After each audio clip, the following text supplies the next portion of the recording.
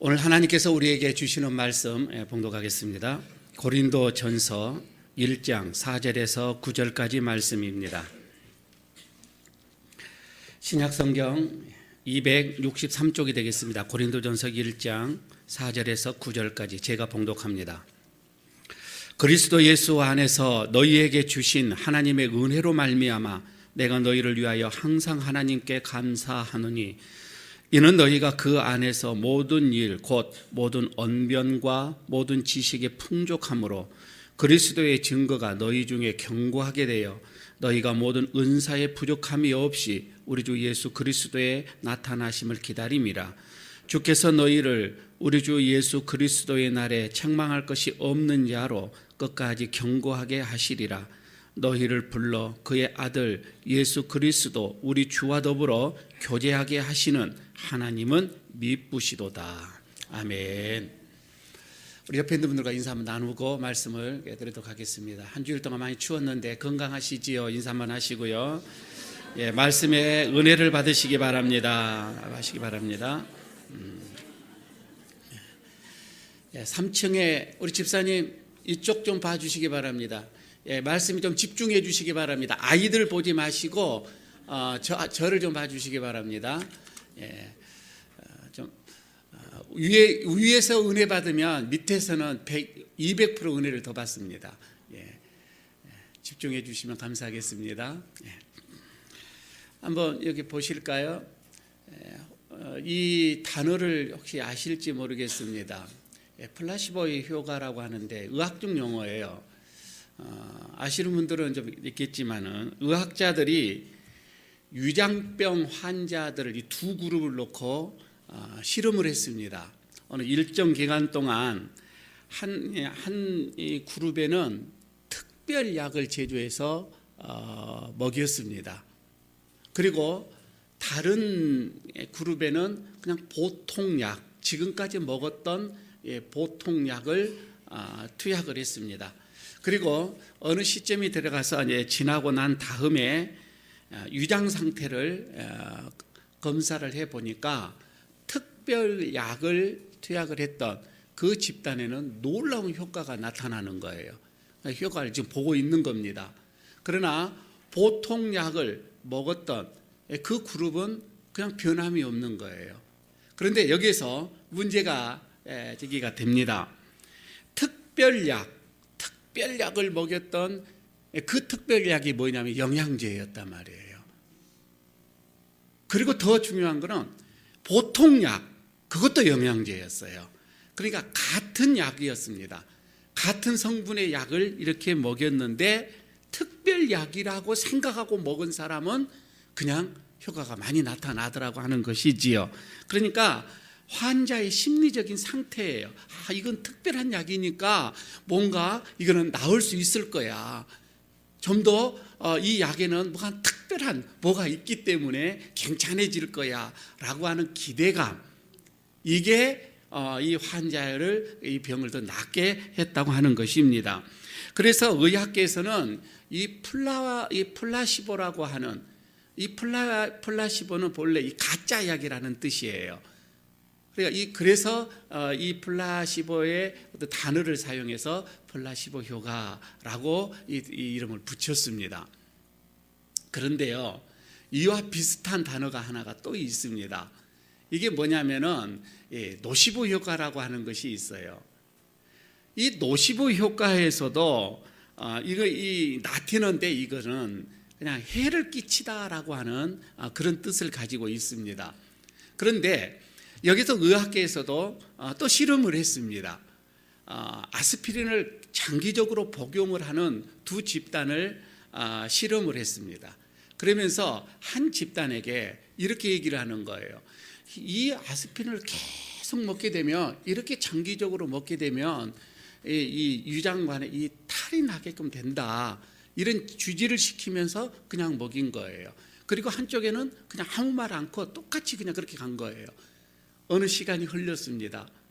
그리고 검사를 해보니까 그 계속 주지를 해 주었던 이 약을 계속 먹으면 위장이 이 탈이 난다라고 주지를 해줬던 그 그룹에는 놀랍게 유장에 탈이 더 있더라는 거입니다. 그러니까 더 통증을 느끼고, 이건 뭐예요? 이 약을 먹으면서 이거는 먹으면 부작용이 더 있는 거고, 이건 더 좋은 것이 아니고, 이런 생각과 이 마음으로 이 약을 먹으니까 실제적으로 이게 더 탈이 나더라는 거예요. 3배 이상, 똑같은 약을 먹었던 저 그룹과 3배 이상의 더 통증이 있더라고 하는 거예요. 자, 여기에서 이 플라시보 효과나 노시보 효과나 이 둘 다 사람들의 마음의 상태예요. 이 마음의 감정이에요. 태도예요. 여기에 얼마나 이 치료의 효과가 또 치료에 막대한 지장이 영향이 끼친다고 하는 것을 단적으로 보여주고 있습니다. 실제로 말이에요. 경쟁심이 아주 강한 사람이 있어요. 주변에 보게 되면 이런 경쟁심이 강한 사람, 매사에 이런 욕심이 많은 사람은 좀 느긋하고 좀 감사가 많이 있는 사람보다 훨씬 더 이 사람에게는 심장병이 걸릴 확률이 많다라고 하는 게 나와 있습니다. 심장병 걸리지 않으려면 좀 느긋한 마음을 좀 가지십시오. 그리고 말이에요. 마음속에 이 분노가 많은 사람들이 있어요. 이 마음속에 이 화병, 이 화병이 많은 사람은 고혈압, 뇌졸중 이런 것에 더 훨씬 더 걸릴 확률이 많다고 하는 것도 통계적으로 나와 있습니다. 이것을 보면 오늘날 우리들의 이 지금 현실을 바라봅니다. 참 우리의 이 현실이 우리의 사회가 참 우리를 질식하게끔 하는 그런 평안한 마음을 주는 그런 어떤 시대가 아닌 것은 분명한 것 같습니다. 너무 빈부의 격차가 심해요. 심해도 너무 심해요. 그리고 정의가 완전히 상실이 되어 있습니다. 정의로움이 없습니다. 그리고 우리들의 지금 이 사회는 권력의 타락이 아주 극을 달하고 있습니다. 또 이 정경유착이라고 하지요. 권력을 가진 자와 이 재벌들이 함께 단합을 해서 서민들을 너무 고통스럽게 하고 있습니다. 또 청년의 실업이 너무 위험수에 올라와 있습니다. 불황의 끝이 지금 보이지를 않습니다. 노후 대책은 너무 불안하기만 합니다. 더군다나 요즘에 우리가 잘 지금 겪고 있는 이 최순실 국정농단 사건으로 인해서 백성들의 스트레스가 이만저만이 아닙니다. 지난주에죠. 정원 스님이 이걸로 인해서 너무 스트레스를 많이 받았던지 그냥 몸에 신나를 뿌리고서 불을 질러서 그냥 자살을 했습니다. 분신 자살을 해버리고 말았습니다. 참 한치의 앞을 내다볼 수 없는 힘든 시대가 지금 시대입니다. 그런데 말이에요. 이런 변화는 자꾸 사람들 하여금 마음속에 우리들의 마음속에 염려, 그렇지 않으면 어떤 근심, 그렇지 않으면 어떤 불안, 분노 이런 포로로 사람들을 만들어가고 있다고 하는 것입니다. 그로 인해서 우리들의 사람들의 마음은 평강을 잃어버리고 말았습니다. 평강, 마음의 이 평화, 이 평강을 잃으니까 어떤 이런 질병에 쉽게 공격을 또 당하기도 합니다. 우리의 마음을 이 평강, 이 평화를 유지시키는 것이 그 무엇보다도 중요한데 여러분 우리의 마음을 평화로 이 평강을 유지시킬 수 있는 방법이 뭐예요? 세상 사람들은 얘기를 합니다. 수양을 해야 된다. 명상을 해야 된다. 어떤 취미 생활에 더 집중하면 된다. 적당한 운동을 해라. 잠을 취해라. 너그러운 마음을 품어라. 여러 가지 그런 얘기들을 하고 있습니다. 그러나 여러분 우리 믿는 성도들은 하나님의 은혜가 임해야 합니다. 그래야 평강을 유지시킬 수가 있는 거예요. 하나님의 은혜란 말입니다. 하나님을 바라보면서 소망의 신앙을 가지고 살아가게 되어질 때에 하나님의 어떤 이런 은혜가 임하게 되어질 것인데 오늘 본문을 보게 되면 그때의 이 혼탁한 이 사회 그 삶이 어떻게 보면 지금보다도 더 힘들어질 수도 있는 상황이에요. 그런데 그런 상황 속에서 바울은 그 은혜를 유지하는 방법을 우리에게 오늘 본문에서 말씀을 해주고 있습니다. 자, 혼탁한 이런 사회 속에서 어떻게 우리가 평강을, 하나님의 그 은혜를 우리가 유지해 갈 수가 있을까? 오늘 본문에서 첫 번째는 이렇게 말합니다. 형제의 복을 인하여서, 형제들이 하나님으로부터 받는 그 복으로 인하여 내가 감사할 수 있는 성도가 되어야 한다는 겁니다. 여러분, 이게 무슨 말씀인 거 아니? 제가 양육을 하면서 성도들에게 종종 이런 질문을 합니다. 한 주일 동안에 받은 은혜, 받은 감사를 한 가지씩을 내놓으십시오 하면서 이제 교제를 나누게 되어집니다. 그러면 모두가 자기가 일주일 동안 받았던 그 은혜들을 내어놓고서 같이 함께 감사하면서 기뻐하는 거예요. 그런데 그것도 하루 한 번, 두 번이지 계속해서 물어보니까 이제 뭐 어떤 성도들은 그렇습니다. 아니, 감사도 한 번, 두 번이지 몇 주일마다 어떻게 그거 내어놓습니까? 이번 주에는 특별한 것이 없습니다 라고 얘기를 하거든요. 그러면은 저도 그냥 물러서지 않아요. 그래도 찾아보세요. 뭐 이렇게 하면은 솔직하게 대답합니다. 아무 탈 없이 지내게 되면 감사합니다. 기가 막힌 건 나오죠. 아무 탈이 없어서 그냥 이렇게 지내온 것이 그냥 감사입니다. 솔직하게 그렇게 고백을 하거든요.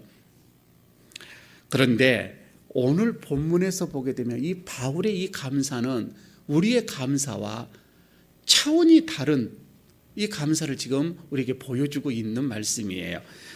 4절을 여러분 보시기 바랍니다. 4절을 보게 되면 너희에게 주신 하나님의 은혜를 인하여, 그리스도 예수 안에서 너희에게 주신 하나님의 그 은혜로 인하여서 내가 너희를 위하여 항상 하나님께 감사하노라.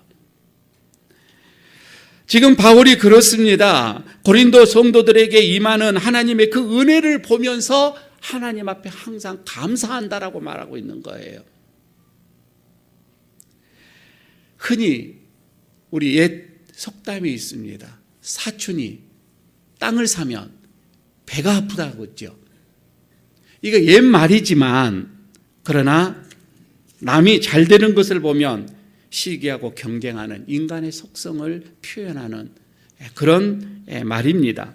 누가 나보다 좀 더 잘나면, 누가 나보다 좀 더 잘 되어지면 겉으로는 그러지 않는 척 하는데 속이 부글부글 끓는다 이 말이에요. 근데 목회자들에게도 이것이 있어요. 제가 깜짝 놀랐습니다. 부목사 때에 부목사들이 여러 명입니다. 그러면 어쩌다 한번 1년에 한 번, 두 번, 세 번 설교할 때가 있어요. 그리고 부목사들이 많다 보니까 1년에 몇 번이에요. 한번 설교를 딱 하고 나오잖아요. 그럼 부목사 얼굴을 이제 그 표정을 보면은 내가 설교를 잘했다 못했다는 게 금방 나타납니다. 그냥 죽을 쓰고 나오면 그들이 너무 좋아하고요. 성도들이 아멘 아멘 하고 막 은혜로운 설교가 되면은 얼굴색이 싹 변해져 있는 거예요. 야, 목사들도 똑같다. 이런 생각을 했는데 여러분 그렇습니다. 상대가 좀 잘 되어지면은 그냥 속이 그냥 아파요. 그게 우리들의 마음이에요. 아니라고 그렇게 하지는 않습니다. 그래서 상대방의 그 장점을 조금 희석시키기 위해서, 좀 무력화시키기 위해서 단점을 그냥 어떻게든 또 찾아내는 거예요. 그러면서 꼭 우리가 말을 붙이죠. 야, 저 사람은 참 예쁜데, 그럼 예쁜 걸로 좀 끝내주면 좋겠는데, 참 예쁜데 코는 수술했어 라고 그냥 붙이는 거예요. 저 사람은 이 일은 참 똑 부러지게 잘하는데 정이 없어. 뒤에다 하나 붙여주는 거예요.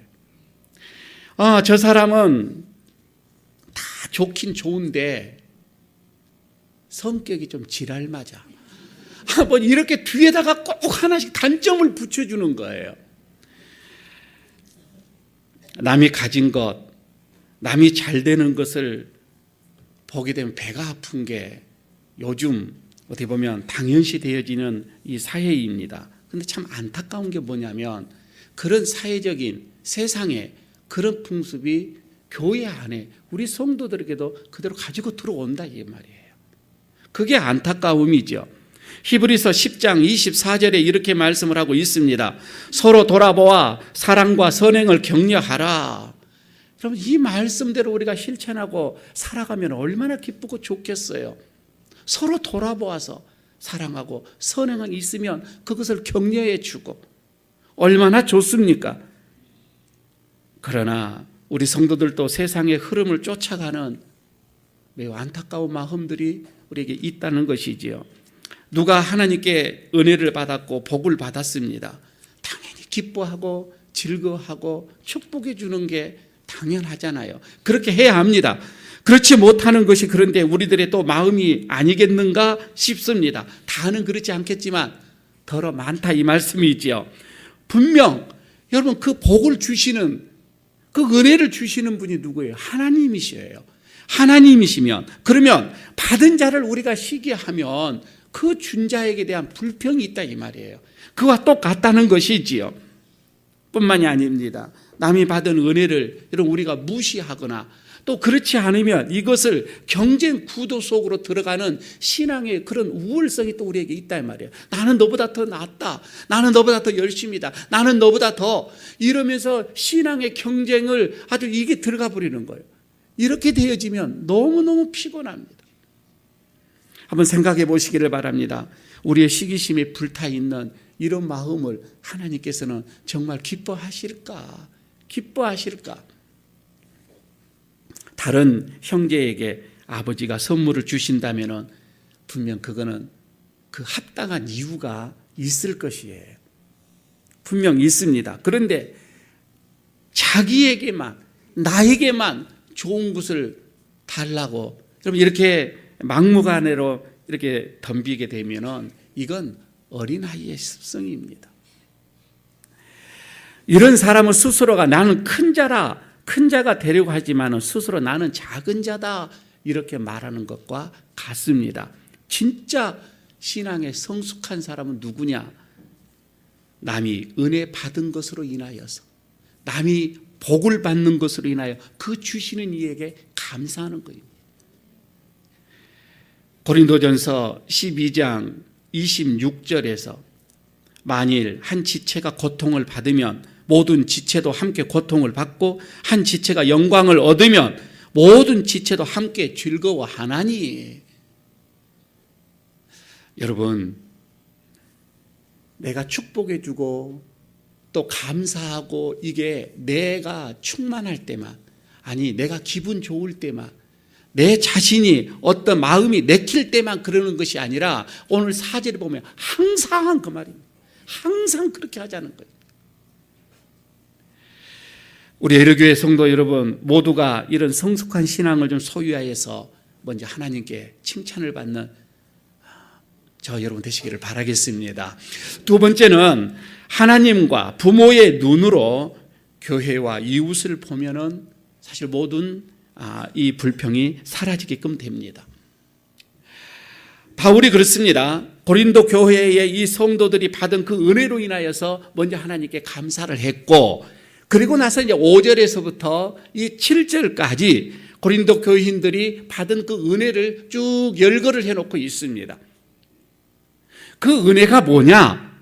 그 첫 번째가 보니까 모든 언변과 지식의 이 풍족하고 그 다음에 은사가 부족함이 없고 또 이렇게 나옵니다. 그 다음에 그리스도의 나타나심을 또 사모하는 것, 기다리는 것이라 이렇게 얘기를 해주고 있지요. 여기에서 특별히 언변과 지식이 풍부하다라고 얘기를 했습니다. 그게 고린도 지금 성도들에게 너희들이 많은 은혜를 받은 것에 대한 감사하는데 특히 언변과 지식이 풍부하는 것에 대해서 풍족하는 것에 대해서 나는 감사하다 이거예요. 이게 무슨 말씀일까 하고 이 다른 서적을 좀 봤더니 이거예요. 그때 당시에 헬라 철학의 본거지. 지금 그 사람들답게 이 고린도 교인들은 복음을 받았어요. 그런데 이거를 아주 쉽게 깨달는 거예요. 이해가 빠르는 거예요. 복음 한번 이렇게 전하게 되면 그걸 쉽게 받는다 이 말이에요.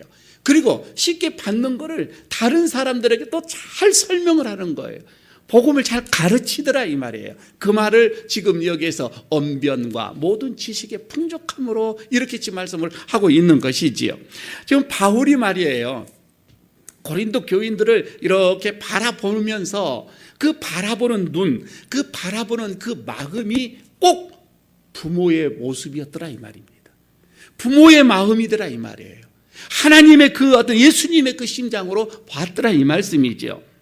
그러니까 바울은 어떤 사이비 교주처럼 이 성도들을 바라봄에 있어서 이 수하의 어떤 부하나 종처럼 이렇게 여기는 것이 아니었었습니다. 아니, 반대로 어떤 이 성도들을 향하여서 눈치를 보거나 아첨을 하거나 상전처럼 뭐 이렇게 올리는 어떤 이렇게 떠받치는 이렇게 성도들을 바라보는 것이 아니라 모든 수고를 통하여서 이 복음으로 낳은 자녀로, 복음으로 낳았다. 그래서 이 자녀를 본 거예요. 자녀로 보는 거였다. 자, 여러분, 부모가 자녀를 보는 심정이 어떤 겁니까? 잘 알잖아요. 부모가 자녀, 정말 정상적인 부모라고 한다면 자녀가 조금 장애가 있고 자녀가 조금 구제불능이고 자녀가 아직 철이 들지 않는다 할지라도 결코 이 자녀를 미워하거나 천대시하지를 않습니다. 오히려 이 자녀, 이 더 부족한 이 자녀들에 대해서 가슴 아파하고 그 자녀를 껴안고 기도하고 사랑을 하는 게 정상적인 부모지요. 바울이 그렇습니다. 글로예로 통하여서 고린도 교회의 소식을 들어요. 너무 마음이 아픕니다. 엉망진창입니다. 교회 안에서 싸우는 모습, 교회 안에서 상상을 할 수 없는 그런 죄악들이 교회 안에 너무 많은 거예요. 뒤에 보면 그게 나옵니다. 지금 우리가 생각할 수도 없는 그런 죄들이 교회 안에서 공공연하게 일어납니다. 그러면서 그냥 교회 안에 분란이 이루 말할 수가 없는 거예요. 그런데 그런 소식을 다 들으면서 그 마음 속에서는 물론 해초리가 있지만은 그러나 그것을 꾹 누르고서 교인들의 그 좋은 모습을 먼저 보는 거예요. 그리고서 감사하는 거예요. 그러면서 칭찬하는 거예요. 이게 바울이 고린도 교회를 보는, 교인들을 보는 모습이, 마음이에요. 어떻게 보면 부모의 이 모습이었다 이 말입니다. 여러분, 우리가 말이에요, 이런 부모의 마음, 부모의 이 심장으로 그 눈으로 교우들을 바라보고 우리 청년들을 바라보고 우리 아이들을 바라보면 어찌할까 싶습니다. 새가족들을 바라보십시오. 아직 신앙이 아직 성숙하지 못하는 사람들 한번 바라보십시오. 그런 마음으로 바라본다면 우리의 마음속에서 불평, 아니 시험 들 일은 없습니다. 교회가 얼마나 불합리한 것들이 또 많아요. 합리적이지 못한 것들이 많습니다. 마음에 들지 않는 것들이 많이 있을 수도 있습니다. 여러분, 그러나 그런 많은 문제점들을 이렇게 바라보면서 더 우리가 기도하고 더 우리가 사랑해야 되고 더 우리가 그것을 가지고 몸부림쳐 어떻게 해보려고 하는 그런 마음이 아니라 하나님께 더 이것을 놓고 감사하는 것이 아니라 찬양하는 것이 아니라 내 마음 속에서 불평과 불만 품게 되어지면 아마 이것은 하나님의 은혜가 나에게 부족해서가 아니라 내 마음 속에서 부모와 같은 그런 마음이 어떻게 보면 없어서 내 눈이 더 성숙하지 못해서 그럴 수가 있겠다 이 말입니다. 데살로니가 전서 3장 12절에 이렇게 얘기를 합니다. 또 주께서 우리가 너희를 사랑함과 같이 너희도 피차간에 모든 사람에 대한 사랑이 더욱 많아 넘치게 하사 이렇게 말씀을 하고 있죠. 일가족 여러분, 지금부터 우리가 바울과 같은 그런 마음, 그리스도와 같은 그런 마음, 그런 눈, 그것으로 우리가 교회를 바라보고 또 우리가 교우들을 바라보고 이웃을 여러분 바라보시기를 바랍니다. 그렇게 되어지면 모두 문제로 인하여서 어떤 문제로 인해서 내 마음속에 불평은 없어질 거예요. 그것보다도 오히려 아파하는 마음으로 하나님께 기도하면서 그들에게 사랑으로 접근할 수 있는 그런 성숙한 그리스도인들이 될 줄로 믿습니다. 하나 더 보게 되면 세 번째는 하나님은 한 번 선택한 자, 한 번 택한 자들에 대해서는 끝까지 지키고 보호하신다고 하는 거예요. 이로 인해서 바울은 또 감사하는 거예요. 8절을 보시면은 바울은 고린도 교인들을 향하여서 이렇게 얘기하죠. 주께서 너희를 우리 주 예수 그리스도의 날에 책망할 것이 없는 자로 끝까지 견고하게 하시리라. 여러분 이 말을요 그냥 받는 상황이 아니에요. 한번 제가 말씀을 드릴게요. 이게 얼마나 파격적이고 그리고 담대한 이 선포의 말씀인지 한번 들어보시기를 바랍니다. 왜냐하면 지금 이 말씀을 바울이 이런 이 말을 선포할 그 상황은 고린도 교회는 아직 개척교회에 있었습니다. 이제 뭐 조금 올라오는, 그런데 개척교회다 보니까 뭐가 정립이 안 돼 있습니다. 신앙이 뭐 이게 정립이 되어져 있지도 않습니다. 다 자기 잘난 맛이에요. 교회 안에가 분쟁이 이루 말할 수가 없이 많은 문제들이 일어납니다. 서로 네 파가 있었죠. 바울파가 있었고 아볼로파가 있었고 게바파가 있었고 그리스도파가 있었고 다 자기 파대로 파별이 심한 그런 교회였었습니다. 그러면서 서로 갈등을 일으킵니다. 그런데 여기에서 그런 상황 속에서 얘기를 합니다. 너희에게 책망할 것이 없게끔 하겠다고 하는 겁니다. 그리스도의 날에는. 그리스도의 날이 언제 올지도 모릅니다. 그런데 바울은 이렇게 지금 확신에 찬 이 말씀을 지금 선포를 하고 있는 거예요. 어떻게 이런 말씀을 할 수가 있을까? 지금 걸음마하는 어떤 그런 교회가 그때부터 막 흔들리기 시작하면서 온갖 문제는 다 있는 그 교회를 향하여서 어떻게 이런 말씀을 선포를 할 수가 있을까? 정말 책망할 것이 없게끔 될 것이다. 이런 확신에 찬 말씀을 어떻게 선포할 수가 있었을까? 이거는 바울이 뭔가 근거를 가지고 지금 하고 있는 거예요. 그냥 하는 게 아니다 이 말씀입니다. 바울이 어디에다가 근거를 두었느냐면 9절에 나오게 되지요. 그 9절의 마지막 부분에 뭐라고 하지요? 하나님은 미쁘시도다라고 얘기를 합니다. 그러니까 그 근거를 하나님의 미쁘심에다가 두는 거예요. 하나님의 이 미쁘심이 뭐냐? 이거는 신실하다 그 말입니다. 진실하다 그 말입니다. 믿을만하다 그런 뜻을 가지고 있는 거예요. 그러니까 지금 바울은 고린도 교회의 이 많은 문제의 이 모습을 보고서 확신을 가지고 너희는 괜찮을 것이다 그런 말씀이 아니라 하나님의 이 신실함을 바라보면서 하나님의 이 믿을 만한 것을 바라보면서 이 선포를 하고 있는 거예요. 그러니까 바울의 이 머릿속에서는 그거이죠. 아브라함 때부터 올라갈 수도 있잖아요. 하나님께서 아브라함과 언약을 체결을 하는 거이죠. 내가 너희를 지키겠다. 내가 너희의 영원한 부모가 될 것이다. 그 약속을 체결을 하고서 모세를 통하여서 이스라엘 백성들을 구원하는 것을 우리는 압니다. 그러나 이 이스라엘 백성들 그 언약을 배반하면서 또 도망을 갑니다. 그런 상황 속에서도 끝까지 하나님은 참으시고 그들을 회개하고 돌아오도록 하고 있지요. 하나님은 그 구원의 언약을 지키기 위하여서 그 신실함 지키기 위해서 자기의 아들 예수 그리스도를 보내주시죠. 그 예수 그리스도는 또 그 당신들을 배반한 자들을 위해서 또 십자가에 올라가십니다. 생명을 내어놓는다 이 말입니다. 처음 불렀던 이 제자들, 그렇게 철이 없고 그렇게 믿음이 없고 그렇게 배반하던 그 제자들도 끝까지 붙잡고 그들로 통하여서 천국의 초석으로 만들어가는 것을 우리는 잘 압니다. 바로 이런 하나님의 신실하심, 한번 하나님께서 붙잡으시면 놓지 않으시는, 우리가 악한 마음을 가지고서 하나님을 떠나지 않는 한 하나님은 우리를 끝까지 붙잡으신다 이 말입니다.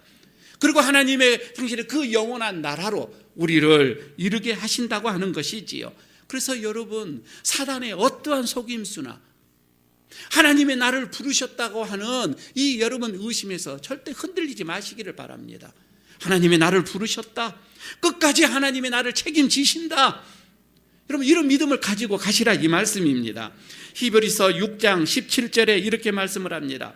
하나님은 약속을 기업으로 받은 자들에게, 약속을 기업으로 받는 자들에게 그 뜻이 변하지 아니함을 충분히 나타내시려고 그 일을 맹세로 보증하셨나니.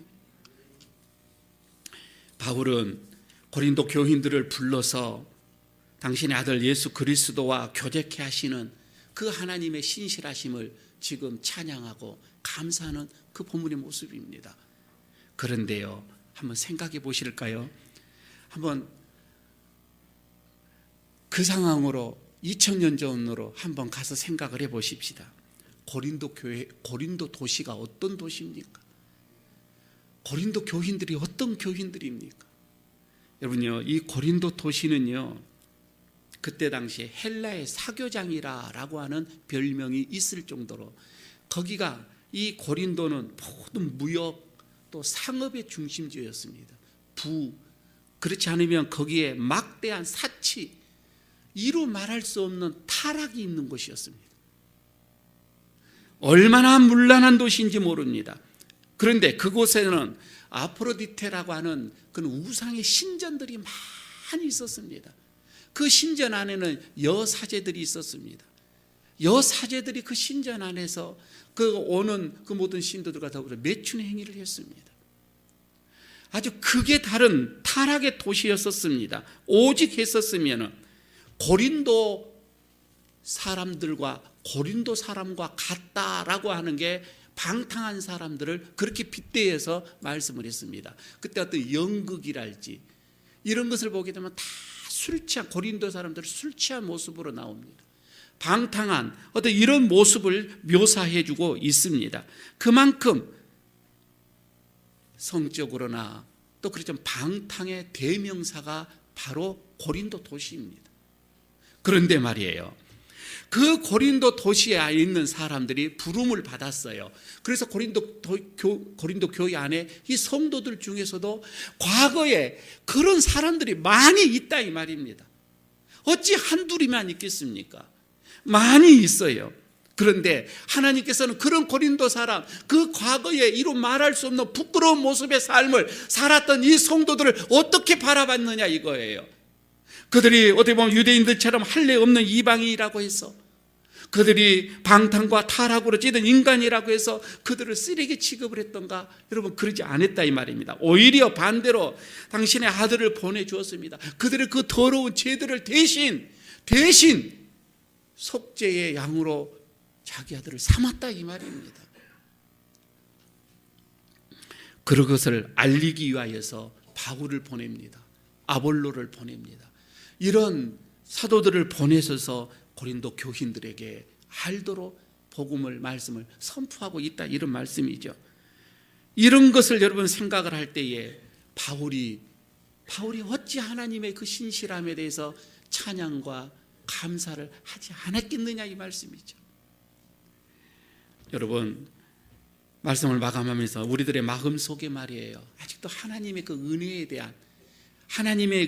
대한 감사와 찬양이 우리가 있어야 되는데, 그것보다는 원망과 불평이 이 시대를 바라보면서 그런 것들이 나에게 있다고 한다면, 이거는 하나님의 은혜가 내 속에서 부족함이 아니라 내가 지금 어떠한 존재인지를 아직도 깨달지 못하기 때문에 그런 거예요. 내가 어떠한 사람인지를 아직도 모르기 때문에 그런 거예요. 여러분, 내가 어떠한 사람입니까? 내 자신이 어떠한 사람입니까? 지금까지 여러분, 우리는 죄와 허물로 그런 우리의 삶이었다 이 말입니다. 본질상 우리는 진노의 자녀였다 이 말이에요. 그럼에도 불구하고 자녀로 삼아서 교제하기 위해서 아들을 보내주셨던 하나님의 그 미쁘심, 하나님의 그 신실하심, 여러분 그 은혜와 그 은혜에 감사하면서 바울과 같이 쉬지 않고 그런 감사가 우리들에게 있어야 되지 않겠습니까? 시편 8편 4절에서 5절에 이 말씀이 나옵니다. 사람이 무엇이기에 주께서 그를 생각하시며 인자가 무엇이기에 주께서 그를 돌보시나이까. 우리가 무엇인데 하나님 이토록 우리를 돌보시고 사랑하십니까? 하나님의 이 은혜가 깨달아질 때에 나에게서 변화는 시작됩니다. 기도하겠습니다. 아버지 하나님, 변화의 시작은 은혜인데 아직도 우리는 그 은혜를 인지하지 못하고 있지는 않습니까? 아니, 너무 쉽게 그 은혜를 망각하고 잊어버리고 사는 우리입니다. 오늘 다시 한번 우리들의 마음속에 하나님의 그 놀라우신 신실하신 미쁘신 그 은혜를 생각하며 주님께 우리 은혜를 회복하는 시간이 되게 하여 주시옵소서. 예수님 이름으로 기도드리옵나이다. 아멘.